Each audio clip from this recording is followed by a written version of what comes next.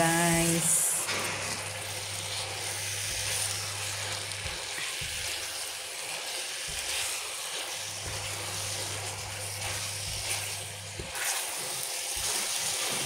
Hindi siya mapula. Hindi ko alam kung matamis or over. Basta luto na lang guys para mayroon makain. Yan, ganito guys.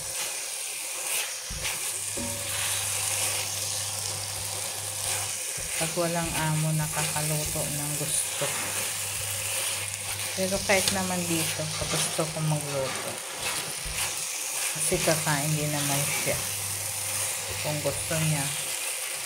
Kung ayaw niya, hindi, okay lang. Lagi naman ako naluto ng mga lalo na sumpa siya, nakain sila. Hindi ko pa inubos yung kanin, yung bigat. Sana inubos ko na lang, kala ko madami. Yan guys, luto din ako dito.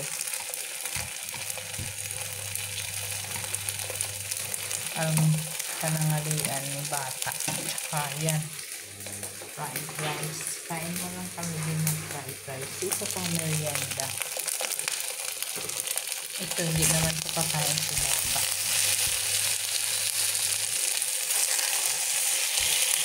Ayun, nasusunog na.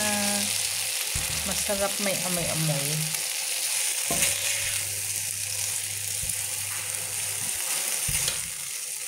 Sana inubos ko na lang yung malagkit.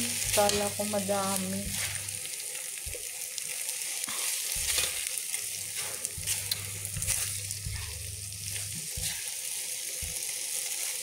Ayan. Medyo mabasa siya guys. Medyo mabasa siya ng pagkasain ko. Tapos nalagyan pa ng gata.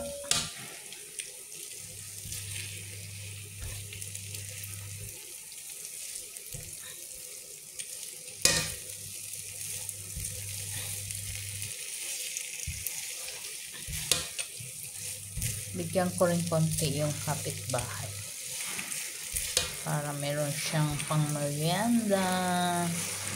Yung bahay nila yung tapat namin niya, masyado yung amo dyan. Problema niya sa amo niya, tatawagan yung amo. Yan, luto na siya. Talagang luto na siya kasi sinain ko na yung malagkit. Dapat isasama ko yung gata. Kaya lang magtutubig pa rin ako dito pagdating sa asukal. Okay na yan. Diba? Hindi naman kailangan maging perfect. Kakainin lang naman to. Hindi naman pang tinda. Yan guys. Yan. Medyo na siya. Medyo natuyo.